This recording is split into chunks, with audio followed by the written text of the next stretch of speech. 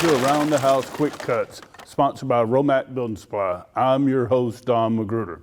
You know, the last time you roofed your house could have been 20, 25 years ago, and a lot has changed. So joining me today is John Knop. He's the manager of RoMac Building Supply in Mount Dora. He's our roofing expert, and he's going to give us the 5 most important changes since you probably roofed your house. John, the first change I know that's happened is the quality of shingles. Shingles have really changed. Tell us what's happened in shingles. Well, several years ago, Don, they used to have what's called a strip shingle.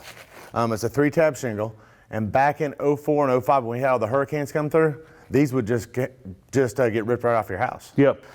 So then what they did, they changed it and went to an architectural shingle. They stick better, they hold better, and when they nail them down, they have about 135-mile-an-hour wind warranty. Plus, they'll cover any defections, any problems in your roof. The other thing that's changed is the colors. Used to be you could get black, white, and brown. How many colors are offered now in roofing? In Owens Corning, they offer 28 different colors. They have duration shingles, which is a little bit better of shingle, but they have 28 different colors that you can get.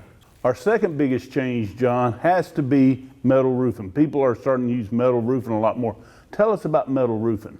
Metal roofing is being used more. It's getting a little bit more cost effective. People are using a 3-foot wide classic rib, which has 5 ribs on it. They're also using a standing seam, which actually doesn't have any fasteners seam. So it clips together as it goes across your roof. And the most important thing about this metal roofing is the array of colors and bright colors that are available, isn't it? It is. You can get just your standard Galvalume, which is like a mill finish. It's a 25-year warranty. And then you can get probably 15 different colors. Probably the biggest change in roofing, though, is our number 3 item. For 50, 60, 70 years, people used felt under shingles. Now there's all different types of underlayments, and there are 2 specific types that are used by most people now. Tell us about the 2 types of underlayments being used. The first one is synthetic. They have came through saying that you cannot use felt or regular felt, asphalt felt anymore. So they go to synthetic. There's a 10 square roll, and it's very lightweight. If you want to carry it up on the roof, you carry 1 roll versus carrying 5 rolls of felt. Well, the nice thing, if the shingles blow off, as long as they're nailed properly, this won't rip off with the wind. That's very important. Well, and that's the other thing. This, when you're nailing off the synthetic, it actually has the places marked on the synthetic on where you have to nail, so you can never go wrong. Now, the other one that I really like is the peel and stick. Peel and stick is actually more prevalent on the coast now because we have a roofer over there that is actually says it's code to use it. It peel and sticks down. If you were to lose shingles during a hurricane, that's stuck right to your plywood, and you still shouldn't have a leak, and any nails that came out, the peel and stick is self-sealing. And that's amazing. Peel and stick's a little more, but you get the assurance that you will not have leaks. The other big change was fasteners. Back in the day, you used the square top simplex nails. They found out that's a no-no because the square edges would rip the felt up if the shingles fell. And now people were using staples. Now they're using nails. Tell us about what they're using, John. Well, right now, Don, they're using what's called a plastic tab. This will go right on. It won't cut it. It's plastic, and it will hold on. So if you're walking on the roof, it still will not rip because the synthetic is so strong. That's amazing.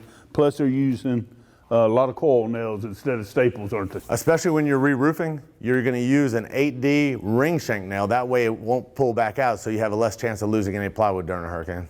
Now, the final thing that's changed drastically in the last few years are warranties. Tell us about the warranties and how they've changed. For Owens Corning, they used to be a 25-year, and that's with the strip shingle we talked about. It was a 25-year warranty. Then they went to a 30-year in architectural. Now it's a limited lifetime warranty. So for the first 10 years of the life of your shingle, parts and labor are covered.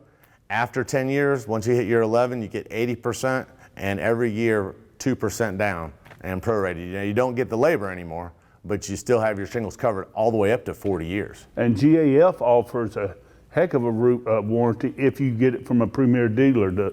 They do. If you get it from a premier dealer, and OC does also, but GAF, they just came out with a new shingle. It's an unlimited wind warranty. So what you do, as long as you use 4 of their products, no matter how much wind comes through, they will cover it. but most importantly, you got to put the correct number of nails. It's you have, depending, some are 4, 5, 6. It's right now it's 6 nail. The Yeah. code says 6 nail, and that gives you the highest wind warranty. Now I see you got some flashing on the table. This is our bonus tip of the day. We're going to give you this tip for free.